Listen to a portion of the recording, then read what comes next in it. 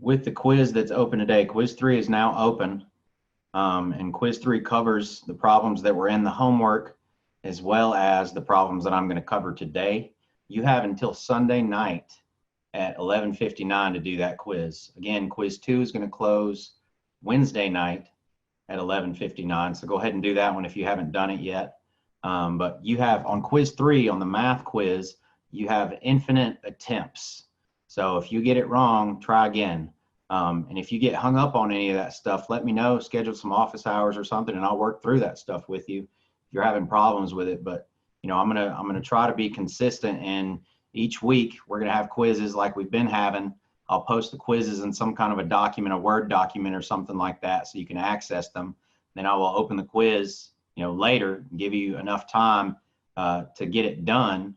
These quizzes shouldn't be taking too long to do. And they're going to start closing consistently on Sunday night at 11:59. So just be aware of that. Keep up with this stuff.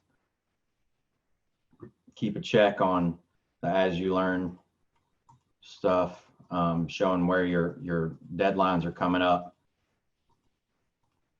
If you guys haven't started that submittal 1 for the control layer practicum, go ahead and start that. Work through any issues that you're going to run into.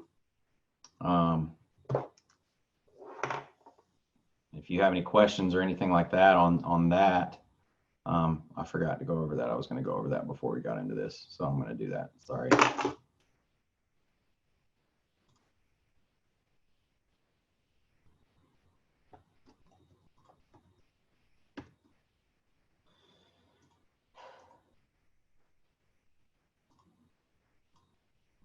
Okay, so that does that to me every time.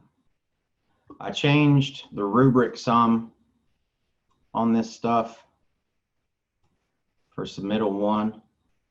So I need to add some other stuff in here, but I want you guys to look at the CSI master format and include a separate page of specification language for the low expansion foam around the window. And if you're using a template, provide a link to the original. But I want you guys to look at the CSI master format and get an idea for what that is. I can get this stupid thing to work. So the CSI master format, have you guys heard of this? Anybody? You have, great. Some of you have. No, I don't think anybody in my first 2 classes had heard of it. So the master format is a coding system for organizing construction documents, contracts, design specification, and operation manuals. And so, you know, any of you that are going into commercial construction, design, anything like that, you're going to be looking at this stuff. And I found this is the CSI master format. So it's got a breakdown and gives you a code for everything that's involved in the construction process.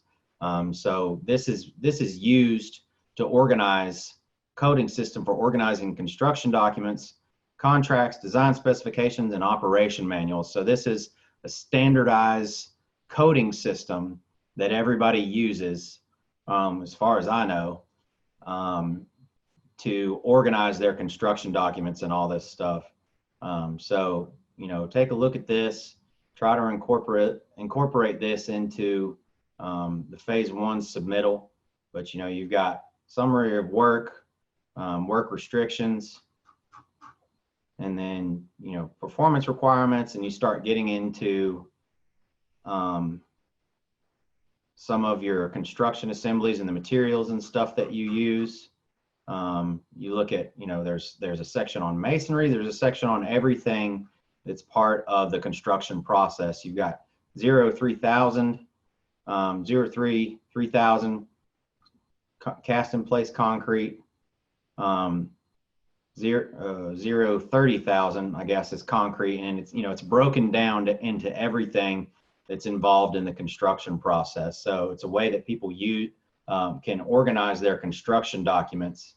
And this is extra credit. I want you to at least attempt it. You can get up to 5 points extra credit for adding this stuff in, which is, you know, that's 1 2/3 of a letter grade. You know, if you are weak on your drawing, you know, this is a good way to make that up. And so I've got an example here of a submittal for this, submittal 1 for the control layer practicum. This needs to look like a professional document. It needs to look like something that you would turn in to an employer. You know, when you get out of school and you get a job, you're going to be expected to be able to produce quality, you know, aesthetically pleasing and well-organized documents. And so, you know, this education that you're paying for is trying to prepare you for that stuff. Okay, so there's table of contents, and then there's a breakdown on all of this stuff. And this is a well executed drawing. Your drawings need to be to scale. They need to be annotated. You know, they need to have call outs. You know, your call out, you don't want your call outs to cross over one another. But you know, they use different line weights in this drawing. The control layers and the different parts of the construction assembly are legible. There's a different line weight for each one.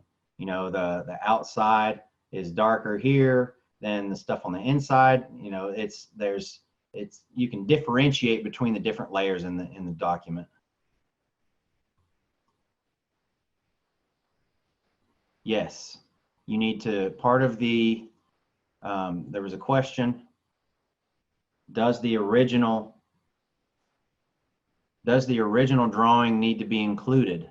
In the rubric, it says the first part of this is recreating, which is what this is the original drawing with metal framing for the structural assembly. You've got metal framing in here, and then, you know, everything else in here that's included. So you're recreating the original drawing, and then you're going to change a couple of the elements. So you're changing, you know, this spray foam insulation. You're still going to have spray foam insulation around. Well, no, you're not. You're including in the specs for the spray foam insulation, but you're changing the spray foam insulation to XPS for your thermal control. You need to note, you know, where your water, air, and vapor control layer are going to go with this. You're changing the metal framing to 2x framing, to structural or to dimensional lumber framing. This needs to be to scale. These are not 2x6s. This is a 2x6. These are not, I guess they might be 2x in this direction. It's hard to say, but it says in the book there, you know, it's just wood blocking. But these are not 2x6s. I looked at some of the submittals from previous semesters and these were called out as 2x6s. This stuff needs to be to scale, and it needs to be, you know, in relation to one another. I can look at this drawing and tell, you know, if this is a 2x6, then these bricks are drawn to scale. They look like they're about the right size. You know, your windowsill that looks like it's about the right size. Don't just go into AutoCAD and try to draw this picture and not draw it to scale. It's going to look weird. It does need to be to scale. So moving on to the specs, and they use the CSI master format to organize the specs. But in this low expansion foam specification, there's stuff on protection, ventilate in the area in accordance with blah, blah, blah. There's stuff on environmental requirements. And then there's material specifications, your density, how permeable this material is in relation to water, how much water will pass across this material. So all of that stuff, you know, all of that stuff's extra credit. You need to cite your sources. Don't plagiarize. Citations are not extra credit. It doesn't need to be in an APA or anything like that. You don't have to go crazy, but just cite your sources. And you know, I'm not going to post the example. You need to be able to recreate these drawings, one, be able to make the changes to the drawing, two, and you need to be able to come up with your own method of organizing this stuff in your own format, sort of, and do it in a way that's logical and looks professional.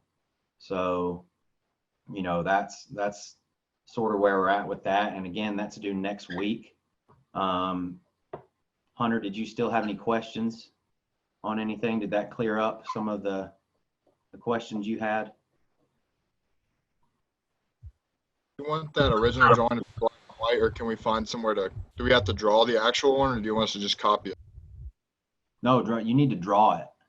If you draw it, if you draw it once, then that'll make it easy to check. I mean, you have to draw it to recreate the drawing with the changes. You should be able to just draw it and delete a couple lines and add a couple of things in, if you're doing it in AutoCAD, and not have to make too many alterations to that drawing to produce each one of those section details. Shouldn't be too much additional work to include both of those. And then, you've got your call outs in there. You just change a couple of the call outs. Does that answer your question? Yeah, it does. I just made the mistake of doing the alternative first. Oh, okay. Yeah, and apologies for not covering this sooner, but it's hopefully it won't be too much additional work. You should be able to use that and just make a couple of changes to it and get the original drawing in the format that it needs to be with the call outs that need to be there. But kudos for being on top of this stuff and getting ahead. Like I said, it shouldn't be too much work to change that. Does anybody else have any other questions? No other questions? All right, we'll move on to the homework.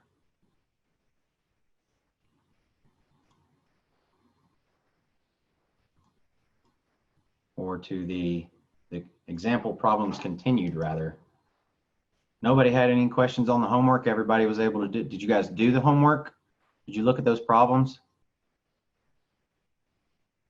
Anyone? Nobody did the homework? That's okay. I know you guys have a lot going on. If you have any problems with the homework, like I said, I'm going to post the solutions to the homework so you guys can hopefully make sense of my chicken scratch and you can see how those problems were done. They're not terribly complicated. The issues that people had, do you guys know what net zero means? Some of you I know what net zero means. So that was something that was new to some people. If you have an energy model, number 8 was confusing for some people. If you have an energy model that produces that predicts X amount of energy use per year, you need to offset that use with energy generation to be net zero, right? So you've got your own energy generation, typically with PV on your building, and you're producing enough energy with PV to offset the energy that your facility uses. That's net zero. And then number 7 was a little bit confusing. Number 7 said you've got 28,000 kilowatt hours of energy use in a year. What power do you need to have a constant power supply? What's the average power supply that you need to produce that amount of energy over a year? Can anybody tell me how to answer that question? If you're given energy and you need to know the average power supply or the average power production, how do you answer that question? Does anybody know? Are you guys looking at the questions?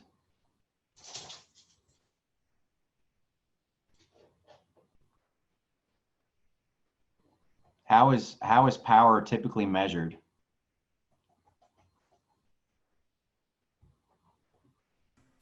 Energy over time. Kilowatt hours? Kilowatt hours are energy, but it is energy over time. Kilowatt hours is kilowatts times hours. So if you take power and multiply it times time, you get energy, right? So if you have energy, how do you get power from energy?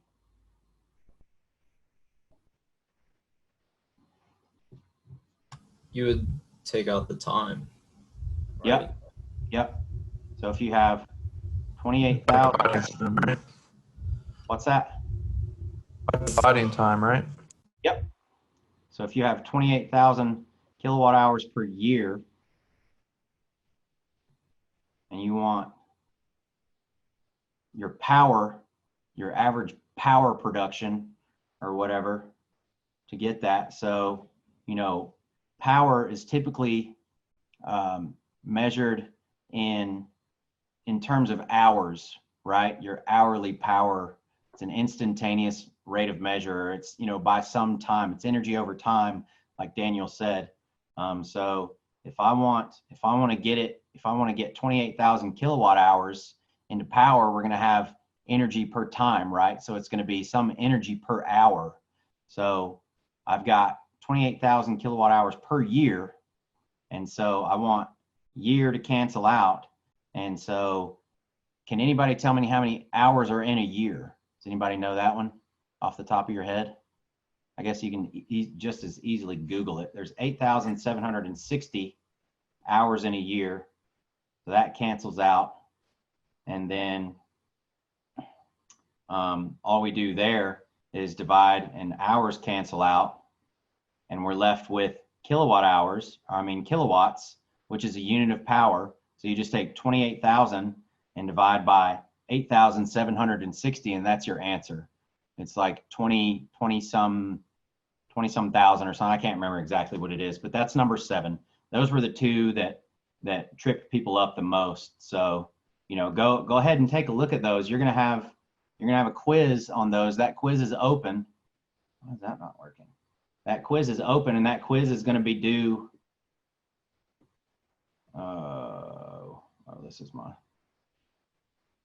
That quiz is due Sunday night. So go ahead and look at that stuff, and if you have any issues with it, you need to, you know, work through that stuff. Try to come up with some answers, and, you know, don't wait till Sunday evening to try to be doing that stuff. So this is another one of the problems that's going to be on that. This is another one of the problems that's on your quiz. So we've got 90,000 BTUs per gallon. And again, these I'm not going to post. I'll post the solutions to that Word sheet, or the Microsoft Word document. I'll post the solutions to those problems, but these, if you don't know how to do these, write them down, because these aren't gonna be posted. But you know, they'll be in the video, so you can go back and watch the video, I guess. But you've got 90,000 BTUs per gallon, and you've got a cost in here. So these are just unit conversions. You got $2 per gallon. So I need to know, what is the cost of energy from fuel in dollars per million BTUs. So I want dollars per BTU. So I'm going to start with $2 per gallon, and I want gallons to cancel out, so I have to divide gallons by itself, right? So we've got 1 gallon per the amount of energy that's in a BTU, or in a gallon's 90,000 BTUs. So gallons cancels. So that's going to give me $2 per 90,000 BTUs. And when I work that out, it's going to give me the dollar, or the dollar amount per BTU. And it's like 2.22 times 10 to the negative 5th. It's a really small dollar amount per BTU. So when I take that, I've got dollars per BTU. I want dollars per million BTU. So I'm going to have to multiply that by something that makes BTUs cancel out, right? So I've got remember, million BTUs is a unit. It's not 1 million BTUs, it's 1 million BTUs. So, you know, there's a million BTUs. This is my unit. This is my unit. There's a million of these in one of these. So my BTUs cancel out. So, you know, all I'm doing here is figuring out how much each BTU costs you know, the cost per 1 BTU and then multiplying it by 1,000,000. That's all there is to that. And the answer for that one was $22.22 per 1,000,000 BTUs. Does that make sense to everybody? Give me some thumbs up if I can't see your faces, please. Cool, thank you. So moving on.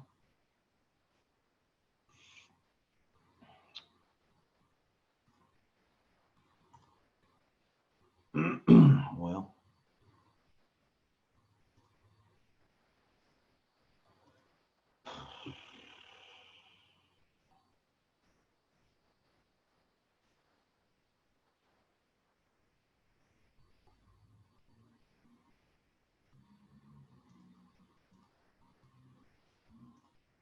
there we go.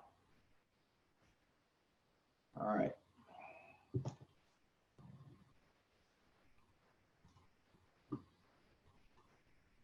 So this one's a little bit more complicated. So we have two parents are concerned about how much energy their teenage children are using in the shower. They use a gallon jug and find that it takes 0.47 minutes for the shower to fill up. So we've got a water flow rate, 0.47 minutes per 1 gallon, okay? 1 gallon. It's supposed to be a 1. Then they measure the average time per shower for 3 children and find that it takes 10 minutes. So you got 3 kids each day taking 10-minute showers. So that tells you the shower is on for 30 minutes per day. Okay, so there's your duration. The incoming cold water temperature is 65 degrees Fahrenheit and the average shower temperature is 110 degrees Fahrenheit. So you've got delta T there. So that's a temperature difference of 45 degrees Fahrenheit. Here we've got water weighs 8.34 pounds per gallon. So we've got 8.34 pounds per gallon.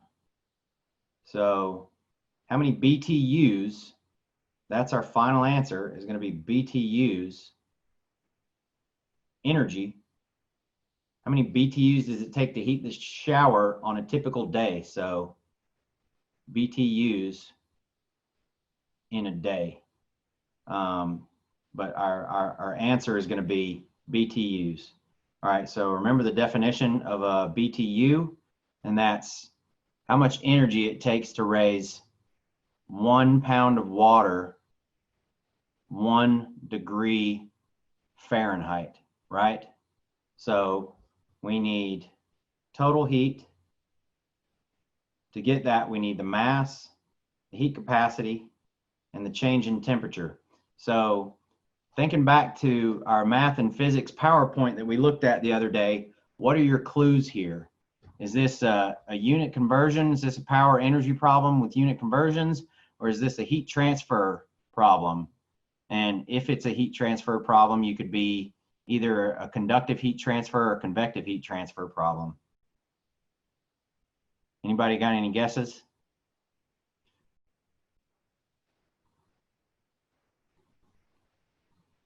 Anyone? So if we think back, we'll take a little refresher here. Some of those formulas, you know, when we're looking at energy and power, we're looking at watt hours, stuff like that. Power, we've got just watts. When we're looking at conductive heat flow problems, we've got, you know, we're looking for stuff like U factor, R value, and area. We don't have any of that in there, so we can rule that out, right? So, you know, it's probably not just energy power conversions. You know, we're looking at heat transfer. We're talking about how much energy it takes to heat the water that's used in a day, right? So we're looking at these convective heat transfer equations, right? So we were given, we need energy flow, we need mass flow, we need specific heat, and we've got our delta T, right? So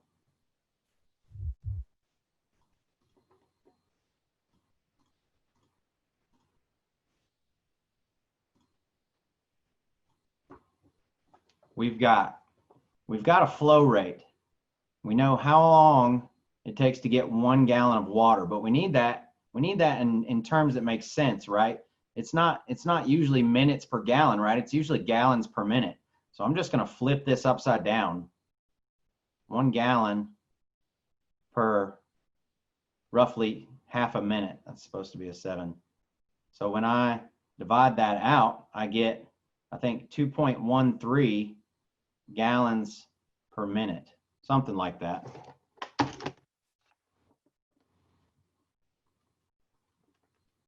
Yeah, 2.13 gallons per minute. So how do I get mass flow rate if I have gallons per minute? What else have I been given in this problem? I've also got how many pounds of water are in 1 gallon. So what do I do with that? I've got gallons per minute.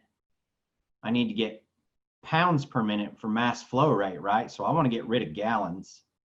So, and I want pounds per minute. So we divide gallons, we multiply this out, and gallons is going to divide by itself, so it's going to cancel. And so I know there are 8.34 pounds per 1 gallon. So that gives me pounds per minute, right? So it's like 17 something. 17.76 pounds per gallon, or pounds per minute, excuse me. Everybody following along so far? Is anyone following? I see 1 thumbs up. Thank you. Cool. So we've got 17.76 pounds per minute, which is m dot, right?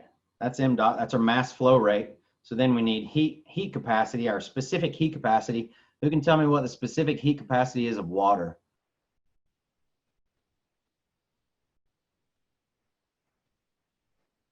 Specific heat. 1. What's up? Is it 1? 1 what?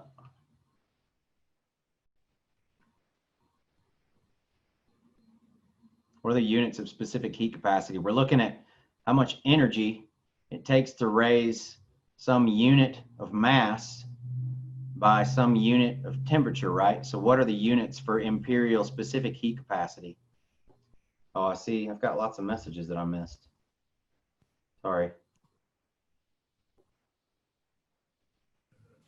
That's part of it, Aiden. 3/1 second. No. Nope. It's not time. It's energy per mass per temperature, right? Anyone? BTU per pounds degree Fahrenheit. So we've got 1 BTU per pound degree Fahrenheit. And remember, if you work out your units, you can see if your units if you're not left with the right units, then you did something wrong and your answer is going to be wrong. So 17.76 pounds per minute times 1 BTU per pound degree Fahrenheit times 45 delta T, 45 degrees Fahrenheit. We'll just put that one over 1. Anything divided by 1 is itself. So does this look right? Pounds cancels out, Fahrenheit cancels out. We're left with BTUs. Where's my minutes? Oh, right. So we need, see, looking at your units, I missed a step. So we've got our time factor needs to be in there, right? So we've got 30 minutes per day, right? Hey, Philip, I'm not seeing your screen. I think you paused the sharing. Oh, or, yeah. Thank you for that. Yeah. There we go.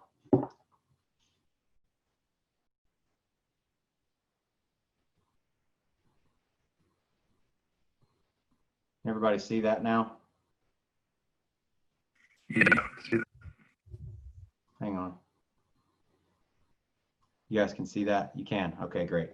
So we've got 30 minutes per day. So our minutes cancels out and we're left with BTUs per day.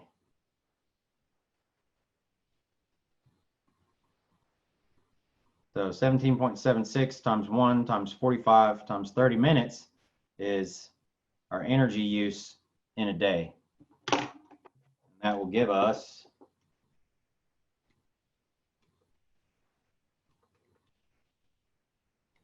23,976 BTUs per day.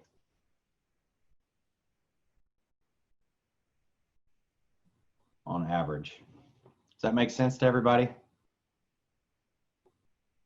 I see one yes, I see a thumbs up. Okay, if nobody has any questions, we will move on. The last one's pretty easy, should be, so building science expert, and I didn't write units in here, we're gonna say 20 amps. Building science expert's trying to determine how much power an air conditioner uses, and she finds that the voltage is 220 volts. Using a clamp-on ammeter, she finds the average amperage draw during the time the system operates, 20 amps. How many watts is the system using at that time? So we're looking for how much power the air conditioner uses. And we've got volts, we've got amps, and we're looking for watts. Does anybody know what we do to get watts from volts and amps? Daniel. V equals R. What's that, Brandon? Is it V equals R? Is our base equation that I work with? That's voltage equals current Over resistance. times resistance. So that's related, but that's not how we, you know, if we're looking for our resistance, there's nothing about resistance in here. Current's in here. We've got amps, we've got current, and we've got voltage, but we're looking for watts. How do we get watts if we have volts and amps? Anybody know? E equals IV. Yes. So power equals current times volts. Or if you know what a watt is, another way to represent a watt is a volt amp. Just remember volts times amps. You don't even have to remember this formula. A volt amp is the same thing as a watt. But yeah, this formula, if you know these formulas and you know some of these derivations and how you get this stuff, that's definitely very useful to know. But if you can't remember those formulas, a watt is a volt amp. So 220 volts times 20 amps give you 4,400 watts, or 4.4 kilowatts if you were looking for kilowatts, but that's your power draw. That's your instantaneous power draw. So good job. Oh, yeah, sorry I'm slow on these. We had Kevin answered that as well, but I'm a little bit slow on seeing the chat. So sorry about that, but good job. You guys, I had more people in this class that knew the answer to that and above and beyond the simplest answer that we were looking for than any of my other classes. So good job, guys. Do you guys feel like taking a break, or do you want to get into the lecture now? We're not gonna go very long in the lecture. If you can stick it out, you know, we'll probably be done by 3:15. Does that sound okay? Do you guys want to take a break? You good to keep going? I see 2 thumbs up, 3 thumbs up. All right, we'll keep going.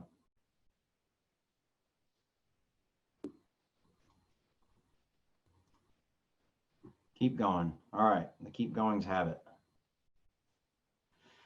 All right, so I can make my brain work here.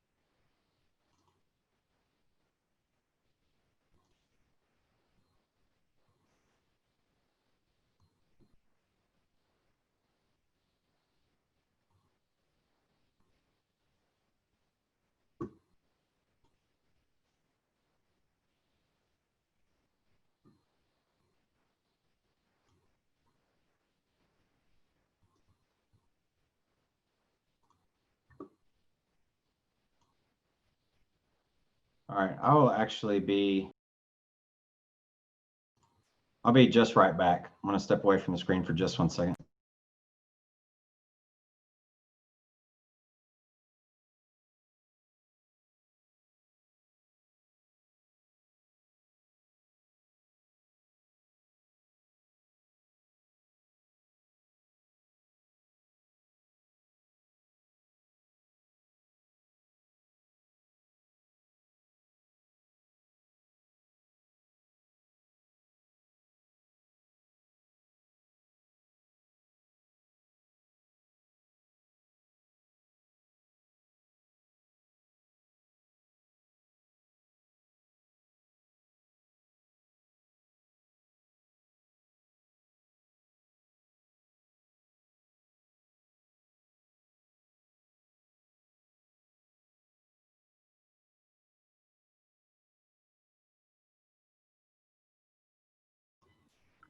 Okay, so we're talking about psychrometrics today.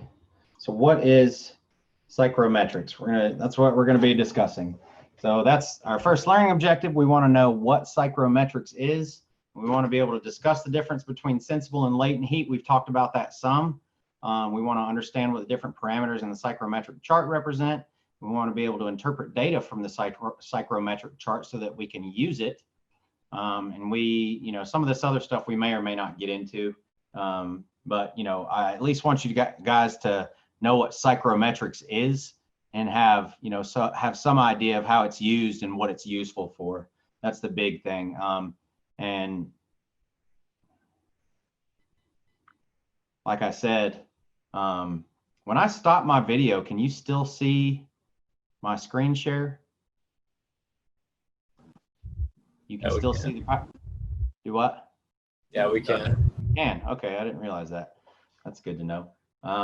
So,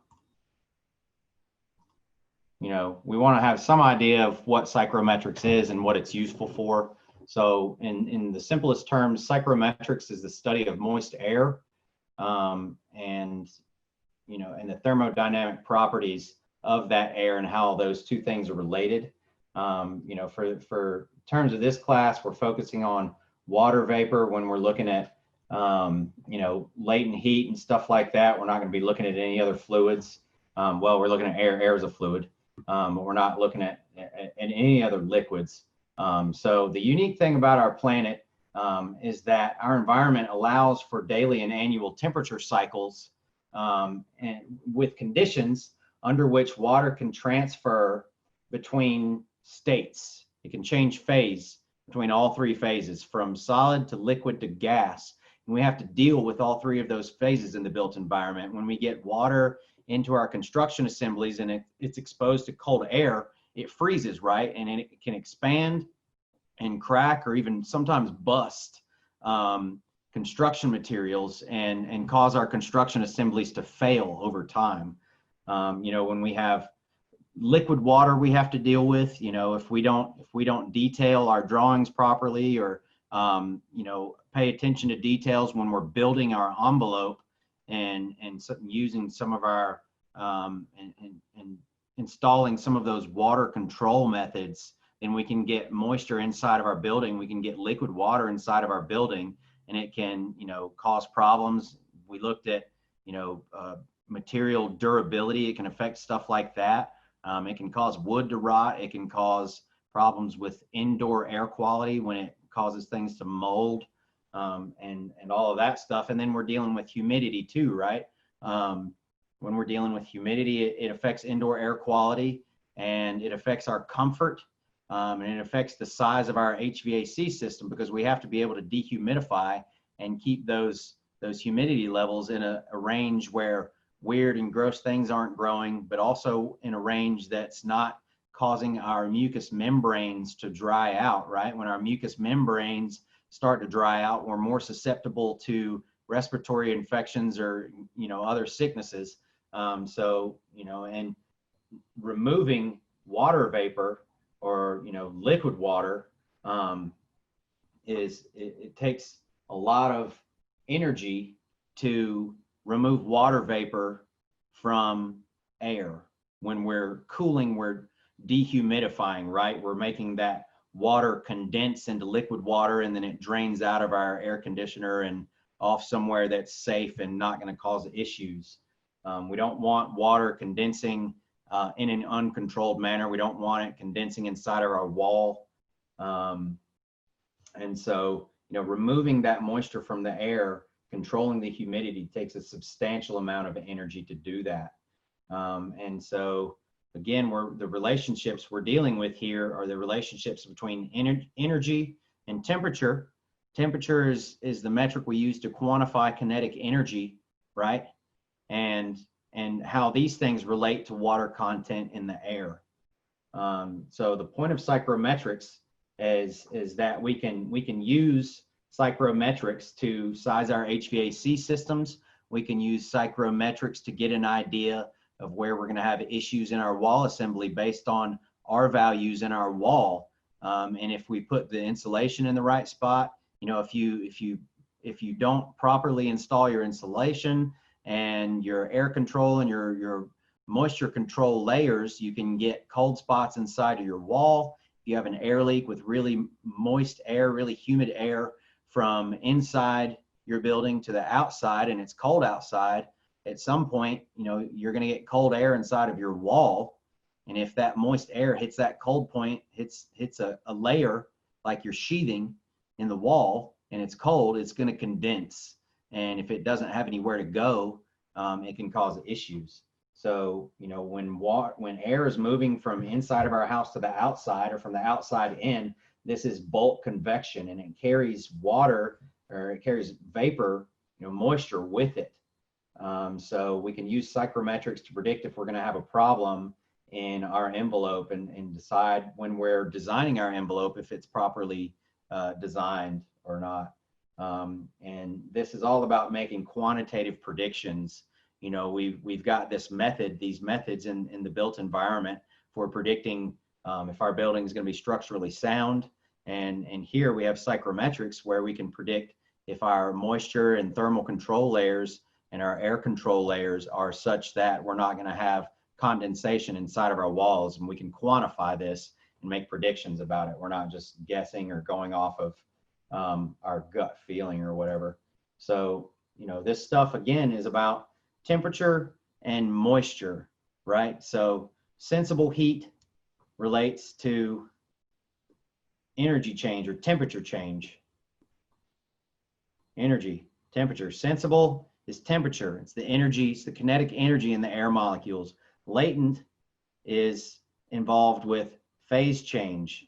This focuses on water changing from a liquid to a vapor and back. So latent heat deals with humidity. Sensible heat deals with temperature. Okay. So, you know, when you have these are the two variables that are on the psychrometric chart. This is what the psychrometric chart deals with. I'm not going to try to draw a psychrometric chart because it's hard to draw, but when you have two variables on a chart, and one is on temperature, which this is true of the psychrometric chart. Temperature is on the x-axis and humidity is on the y-axis. You can have a change in one without having a change in the other. That's supposed to be a straight line. It's a little abstract. Bear with me. When you change humidity, you can change the humidity and stay at the same temperature, or you can change the temperature. That's also supposed to be straight, and stay at the same humidity level. So when you're changing in the x direction on the psychrometric chart, you're changing the energy, you're changing the temperature of the air. When you're changing in the y direction on the psychrometric chart, you're changing the humidity of the air. Okay, latent and sensible, and that stuff's going to be on your exam. Know the difference between latent energy and sensible energy, and what those things represent. And that's probably a good quiz question too. So we'll have a quiz on the psychrometrics stuff if I can get that put together before the next class. like I said, we're only getting a little ways through this lecture today. But again, on the x-axis, you're dealing with temperature or sensible energy. On the y-axis, you're dealing with humidity or latent energy. So when you move up and down, rather than diagonal, if you're moving diagonal, you're changing both of these things. You're changing the energy in the air and you're changing the humidity that's in the air. But if you're moving just straight up and down, you're changing humidity. Right to left, you're changing temperature. So the key thing about the psychrometric chart is if I have two variables, if I know my temperature, my dry bulb temperature, and I'll explain what that is in a minute. If I know my dry bulb temperature and I know, say, my relative humidity is at 40%, and I know my dry bulb temperature is 85 degrees Fahrenheit, I know that my specific volume of air is going to be about 14 cubic feet per pound. And I can say that the enthalpy, the amount of energy per pound of dry air, is going to be about 31 or 32 or something like that, 32 BTUs per pound of dry air. And I can also say that my humidity ratio, grains of moisture per pound of dry air, is going to be, what is that? That's dew point. My dew point is going to be about 57. My humidity ratio is about 70 grains per pound of dry air. And again, here's your enthalpies over here. It's also here. If you look at the variables, if you look at this writing right here, that's your variable.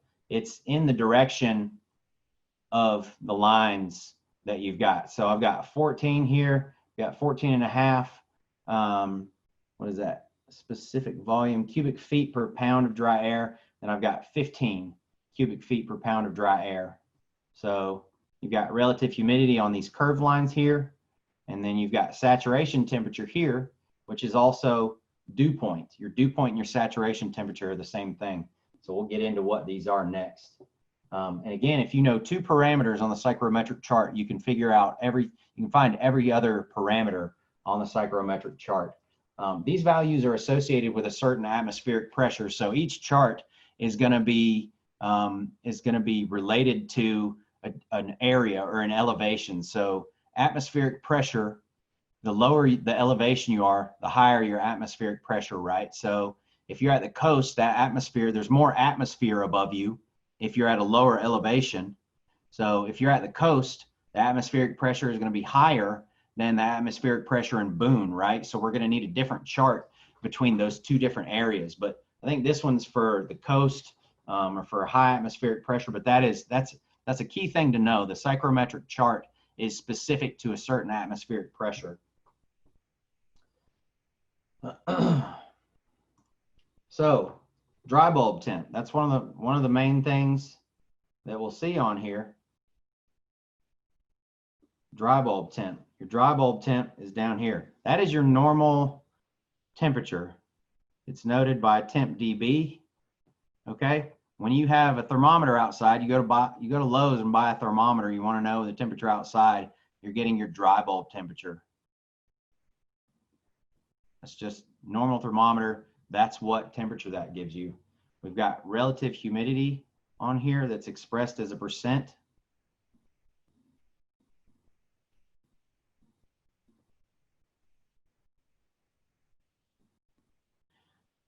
At certain temperatures, at a given temperature, at 90 degrees Fahrenheit, there's a certain amount of humidity that air can hold at 90 degrees Fahrenheit.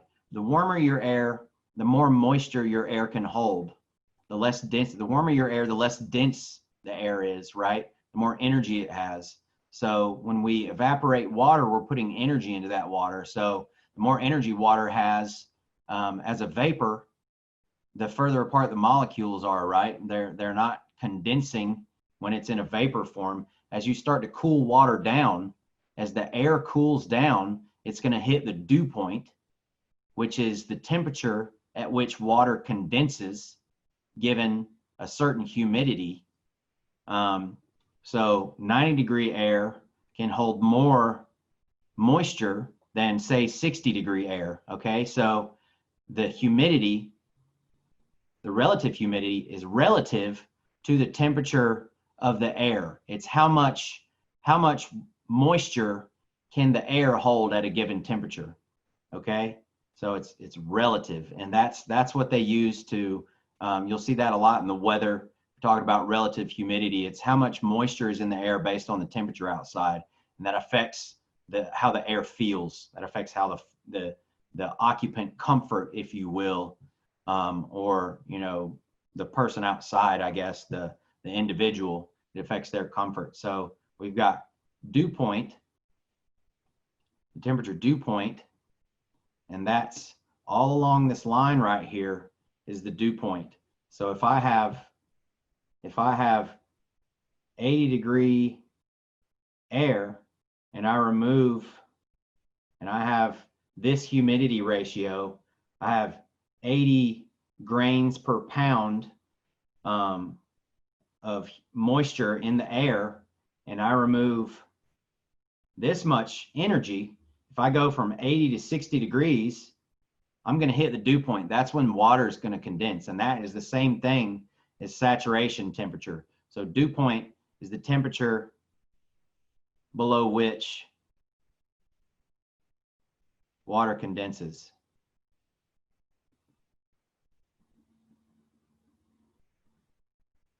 Okay, that's where your water is going to condense, or like if you have dew on the grass, that's where dew is going to form at that temperature. So if you have air moving through your wall and it's warm and humid air inside your building, and it hits a layer in your wall, and the temperature of that layer is at the dew point, then the water in the air is going to condense, and you're going to have liquid water inside of your wall. So when you hit the dew point, you start losing humidity. You're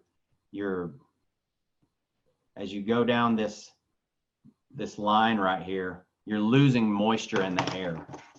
Remember, when we're going up and down, we're changing humidity or latent energy. When we go left and right, we're changing temperature or sensible energy, okay? So again, your dew point and your saturation temperature are basically the same thing. So, you know, I've got dew point of 25 over here. I go over here, dew point of 20, or saturation temperature 25, same thing, just different terms. So the saturation temperature, the point at which the air is saturated, it cannot hold any more moisture. Okay, dew point, the temperature at which water will condense, or moisture will condense into liquid water. That's your dew point. Okay. Again, saturation temp is the same thing.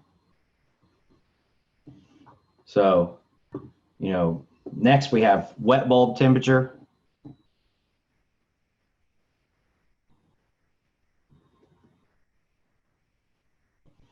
And so this is basically when we're finding wet bulb temperature, we're basically using a normal thermometer and putting a wet cloth on it.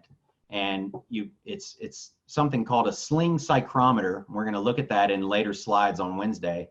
But they have a regular thermometer and they have a thermometer with a piece of wet cloth on it, and they spin it around, and it works based off of evaporative cooling, the principle of evaporative cooling. As it spins around, some of that water evaporates. It's getting energy from the air. It's warming up some, and you know, air's passing through it or whatever, and the water in that cloth starts to evaporate. And as it evaporates, it takes some of the energy, or it lowers the temperature of the fluid in the thermometer, right? So it's taking energy with it as it evaporates, so it cools down the thermometer. Your wet bulb is always going to be lower than your dry bulb if it's not if it's not equal to. It's always going to be lower. So, you know, when the temperature in the wet bulb is lower than the air, and that sock or whatever, that cloth is dry, the air will start to warm it back up.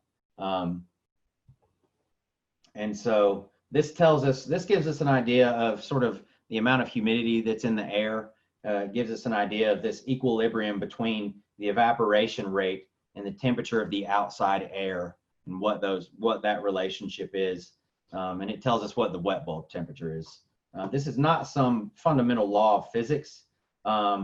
This gives us a way to measure the amount of moisture in the air. It's easy to measure using this process, and it relates, you know, it tells us something about humidity. It's really difficult to measure humidity. Humidity sensors are very finicky. They require a recalibration, and they don't always work that well. And it's really difficult to measure the amount of humidity in the air. There's not some electronic device that counts each individual moisture molecule in the air. So we use a sling psychrometer, and we use the wet bulb to try to get an idea of that. And remember, the more humid it is outside, the harder it is to get water to evaporate. The more dry it is outside, the less humidity that's in the air, the easier it is to get water to evaporate. So next we have the humidity ratio. Whoops.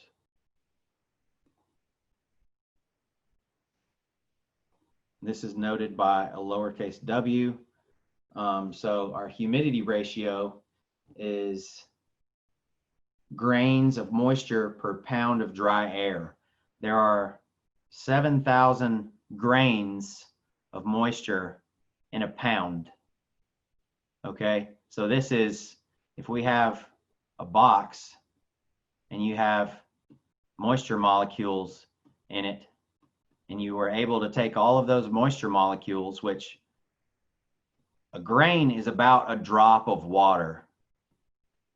That's the thing they came up with. It's about like a BTU. They took something that they could create, and they knew sort of how to quantify that thing, and it was reproducible, and they made it a metric. So a grain is 1 drop of water thereabout. So if you take all the moisture, and moisture, you know, moisture does not have a lot of mass to it.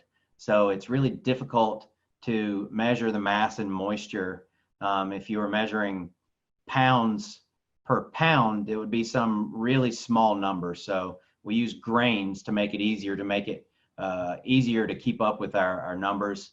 But if you were to measure all of the moisture in this box, and you measured that, and then you measured all of the air in the box, and took the weight of that air, it's the weight of the moisture over the weight of the air. So this is an absolute humidity. It's not relative. It's how much, it's the absolute humidity. You know, there is a relative humidity associated with it, but it's absolute rather than relative. It doesn't, the absolute humidity is not going to change as the temperature changes until you start getting condensation, and you start losing some of the moisture in the air.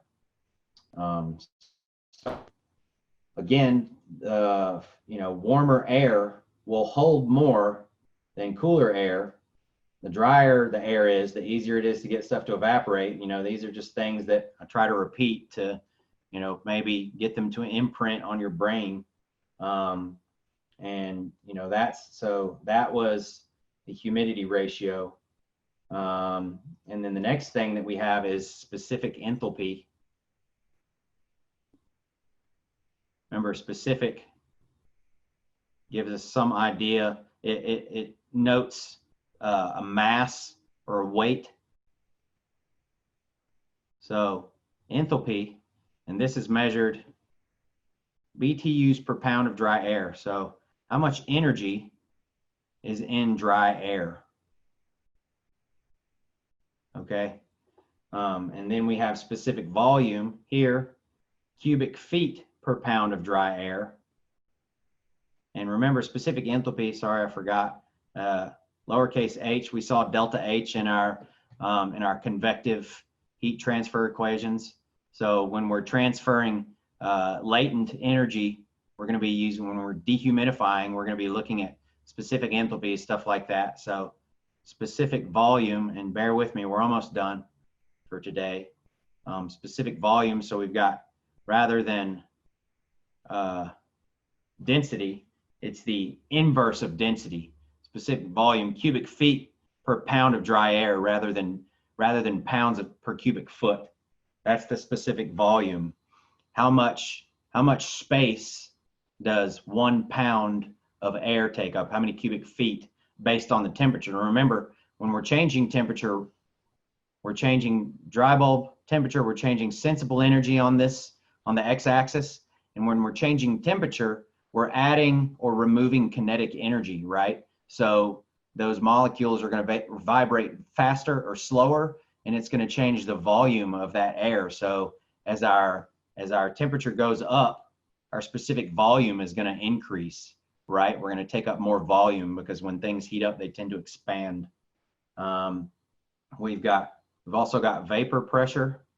This is another way to quantify how much humidity is in the air.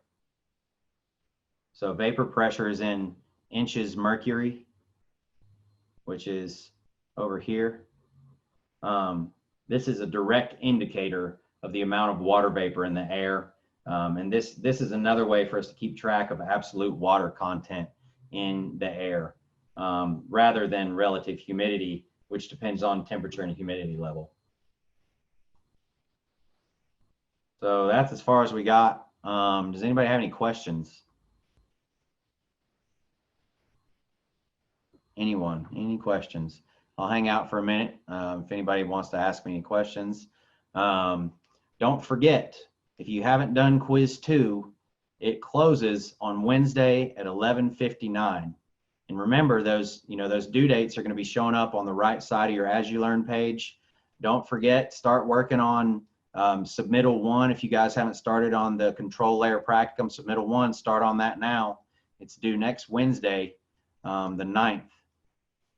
And quiz 3, which is open today, on those homeworks, on the math homework, that's going to close on Sunday at 11:59, and I will post the solutions to quiz 3 at this evening sometime, so you can start looking at that stuff. But you've got till Sunday at 11:59 to do quiz 3. If you have any problems with any of those equations or any of those homework problems, let me know, and we can work through them. Start that stuff now. Don't wait till this weekend. If you start having issues, it's going to close Sunday.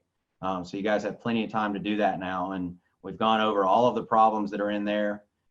So, look back in the videos if you can't figure it out, or look back in the PowerPoint.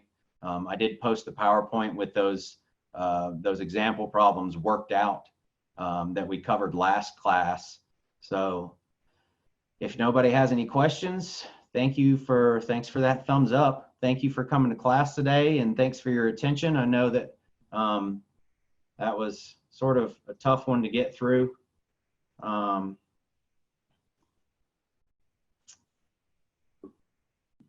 Yeah, and I'll hang out for a minute if you guys have any questions or anything like that. If you want to talk one-on-one, I'll hang out for a few minutes.